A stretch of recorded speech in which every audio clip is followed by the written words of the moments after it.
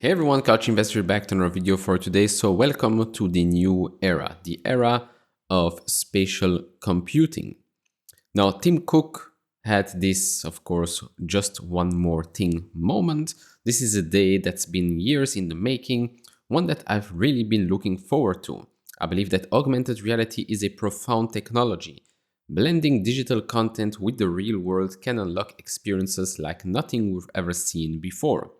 So today I'm excited to announce an entirely new AR platform with a revolutionary new product.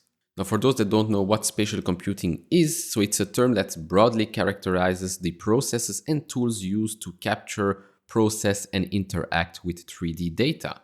It can include IoT, digital twins, ambient computing, augmented reality, virtual reality, AI, and physical controls. At its highest level, spatial computing is the virtualization of activities and interactions between machines, people, objects, and the environments in which they take place to enable and optimize actions and interactions.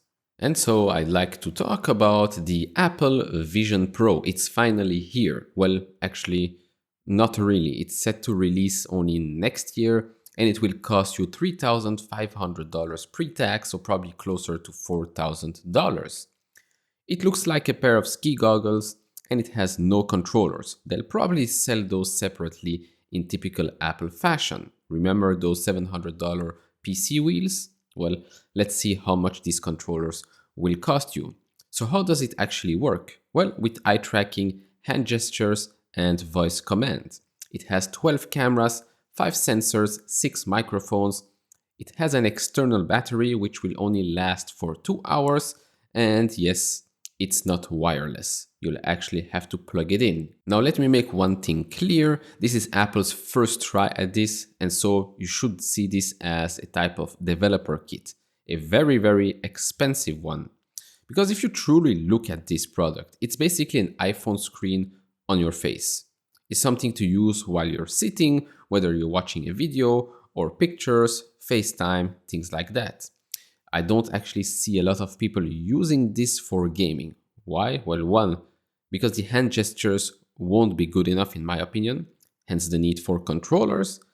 And two, it costs close to $4,000. So if you are looking for a VR headset towards gaming, well, you could get the Quest 3 later this year for just over $500 after tax, or the Quest 2 for $300 right now. There's also the Sony headset. So you have way more options out there for a fraction of the price. And also the library of games is way bigger currently with the alternatives. Which brings me to the next point, the Apple ecosystem. Of course, in typical Apple fashion, this works seamlessly with your other Apple products, as it should, and the same goes for the App Store. Now, developers will now be able to adapt their apps, build new ones to this new platform. But I'll say this, if Apple can't sell enough of these at this price tag, no developer will waste his time to build for this platform and then obviously pay the 30% App Store tax.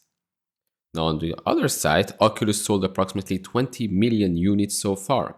It will sell more this year with the Quest 3 releasing later on and the Quest 2 becoming cheaper. So obviously developers would want to build on that platform, not just for Meta, but for Sony and others as well. Again, it's the same argument over and over, Apple versus open ecosystem, open platforms such as Android.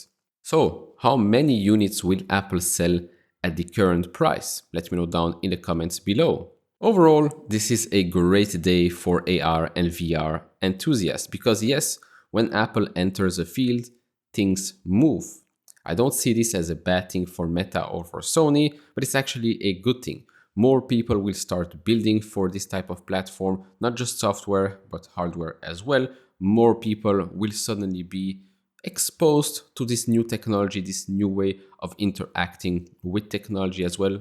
Even though Sony and Meta have been, or Oculus have been doing this for a long, long time, there are always skeptics out there. Now that Apple has entered the field, maybe, and well, not maybe, you can see this already with the reaction, the skeptics are suddenly fanboys all over again. Now, me personally, I'll be buying the Quest 3 later this year, and it will feature on this channel. I'll share my unbiased thoughts later on. I'll try and get my hands on the Vision Pro next year somehow. I won't buy it, not buying any Apple products, but I'll try to get my hands on it and show it off on the channel. Apple, of course, during the event talked about many other features out there for iOS, released some new laptops as well.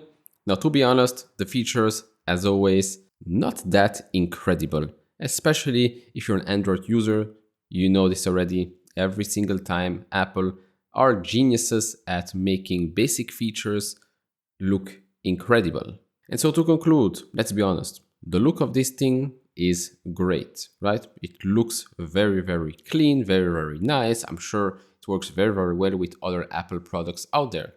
But $3,500 for this, to me, hard pass. Of course, I know this is the first iteration of many, but this is Apple. If Steve Jobs was still here, I doubt this would be released at the current state. Now, with regards to the stock, with regards to Wall Street, how would they react? To be honest, I think they'll be pretty neutral since this is Apple.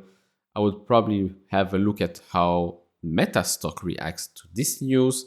Maybe they'll come out with more news with regards to the Quest 3, because right now we don't really have that much details on that. But overall, for Apple, it will be a let's wait and see what happens next year, how the sales are going.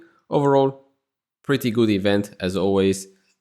A bit underwhelming when you look at the price tag, when you look at the battery life, and the fact that it isn't wireless. But hey, we'll have to wait and see into 2024. Of course, do share your thoughts down in the comments below. Do you own a VR, AR headset? Are you planning on buying one right now? Let me know down in the comments below. If you enjoy this type of videos, leave it a thumbs up, subscribe if you have not, and I'll see you all in the next one. Bye bye.